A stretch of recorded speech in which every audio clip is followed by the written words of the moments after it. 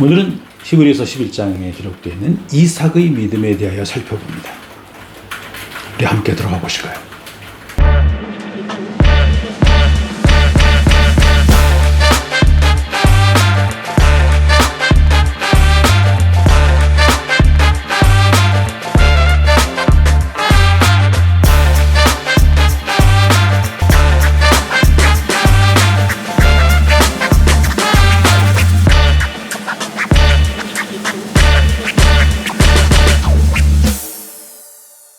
히브리서 11장 20절 믿음으로 이삭은 장차 오는 일에 대하여 야곱과 에서에게 축복을 하였으며, 이 짤막한 구절을 통해서 이삭의 아들을 향한 축복, 이것이 좋은 믿음을 가지고 정상적으로 되어진 이야기로 우리에게 소개하고 있습니다.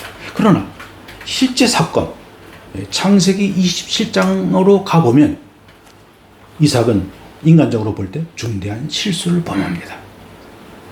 그는 큰아들 에서한테 축복을 한다고 실행을 했지만 나중에 보니까 이것은 야곱이었다는 사실이에요. 그가 심히 떨고 크게 놀랐다고 얘기합니다. 자, 우리가 아시다시피 이삭은 나이가 많아서 눈이 어두워졌고 또 이제 죽을 날이 가까워지면서 자기가 축복을 해야겠다. 이때 축복은 인간적인 어떤 축복을 떠나서 하나님의 대리 통치자로서 영적인 축복을 하겠다 하는 뜻이죠. 그래서 큰아들 에서를 부릅니다. 요리를 장만해라. 그리고 내가 마음껏 너에게 축복을 하겠다 하는 것이죠. 이것을 엿들은 리브가 아내죠. 큰일 났다고 생각했던 거예요. 하나님이 이 두 아들을 주실 때 출생 때 기록을 보게 되면 그들은 분명히 기억하고 있는 것이 있어요. 창세기 25장 23절을 보게 되면 여호와께서 그에게 이르시되 두 국민이 네 태중에 있구나. 두 민족이 네 복중으로부터 나누이리라. 이 족속이 저 족속보다 강하겠고 큰 자는 어린 자를 섬기리라 하셨더라. 이제 두 아들 가운데 이 둘째가 이 장자가 될 것이다. 그리고 첫째는 이 장자를 섬기게 될 것이다. 라는 하나님의 약속을 그들이 알고 있었거든요. 그런데 자기 남편은요, 이런 하나님의 약속과 관계없이 그저 세속적인 축복을 하려고 하는 것입니다. 그래서 리브가는 얼른 둘째 아들을 불러서 자기 형 에서의 모습으로 변장케 해서 드디어 자기 남편 이삭의 축복의 자리에까지 데리고 들어갑니다. 그래서 축복을 받아냅니다.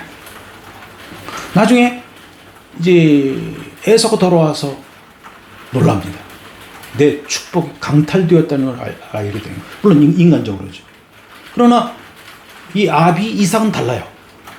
27장 33절을 보게 되면 이삭의 심히 크게 떨며 가로되 그런즉 사냥한 고기를 내게 가져온 자가 누구냐? 너 오기 전에 내가 다 먹고 그를 위하여 축복하였음즉 그가 정령 복을 받을 것이니라.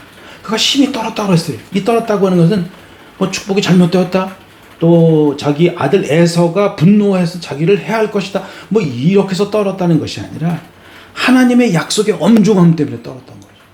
자기는 인간적으로 세속적으로 축복을 했지만 하나님은 나의 실수를 넘어서서 내 눈을 감겨서라도 자기 사랑하는 아내의 속임을 당해서라도 하나님은 그 약속을 이루나가시는구나 하는 것을 그가 알았다는 거죠.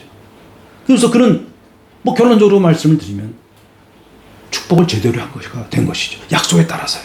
근데 내가 그를 위해 축복했다. 그 축복이 정령 돌아오지 다른 데로 가지 않는다. 그가 복을 받을 것이라고 여기서 당당하게 외치고 있는 것입니다. 이런 일련의 과정을 통해서 지금 히브리서 11장을 가게 되면 인간은 실수했으나 하나님은 그 실수를 딛고 하나님의 약속을 넉넉히 이루어 나가시더라 하는 것이죠. 이것이 믿음의 큰 그릇이 되는 것이죠. 여기 믿음은 인간의 각성과 신념, 어떤 신뢰만 있는 것이 아니라 하나님의 일하심이 있는 것이죠. 하나님과의 관계니까 그 하나님의 섭리가 있는 것이고. 그래서 오늘 제가 성경 공부의 썸네일 우리 그 대문에 이렇게 걸었어요. 믿음은 사람보다 크다. 이것은 박영선 목사님의 빌립보서 강의의 제목을 제가 그대로 따왔는데, 그렇죠. 믿음은 사람보다 크다는 것이죠. 사람이 아무리 자기 지혜를 짜내고 자기가 하고 싶은 대로 다 한다 할지라도 하나님은 우리가 믿음, 하나님과 우리의 관계, 이 믿음의 세계에 있어서는 하나님은 그것을 얼마든지 뒤집을 수 있고 얼마든지 더 높은 차원에서 이것을 끌어안아서 자기 하나님 원하시는 바 목적을 이루어내신다는 것이죠. 신약 시대로 돌아가서 어떻게 이런 일들이 펼쳐지는걸 한번 살펴보도록 하겠습니다.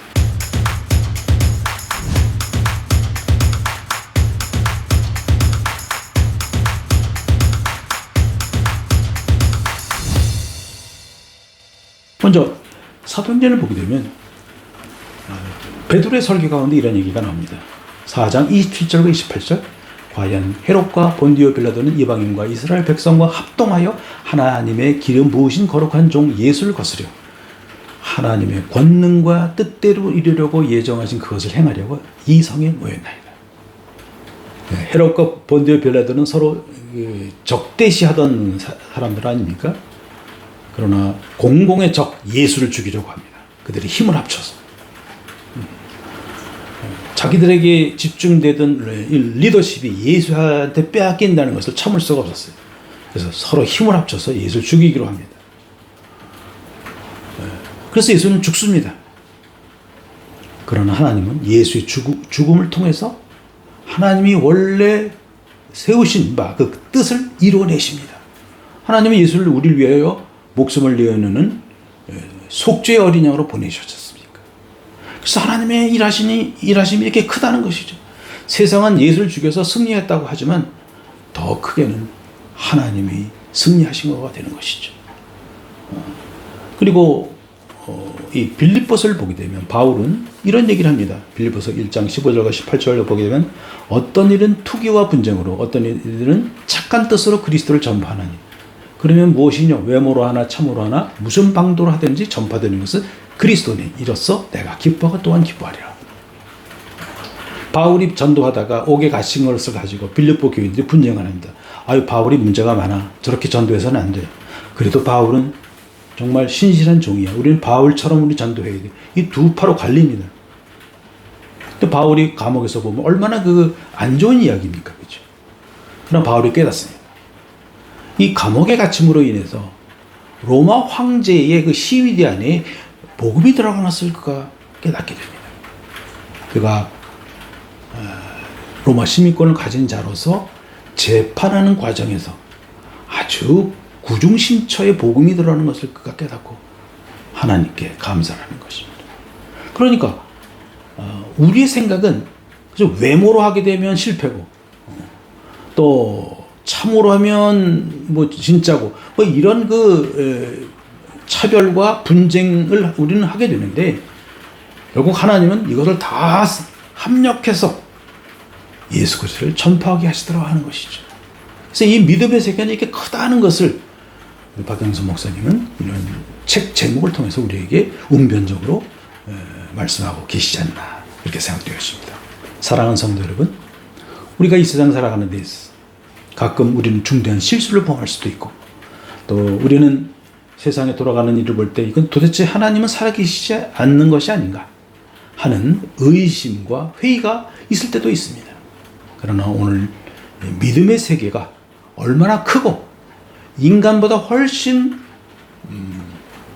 위대한 일로서 역사와 인생을 끌고 가신다는 사실을 우리가 잊지 아니하시고, 너무 세상을 세속적으로만 바라보지 않고 이렇게 영적인 눈을 떠서 그 넉넉함과 그 형통한 하나님의 선하심과 인자하심을 바라보는 축복이 넘치기를 바랍니다.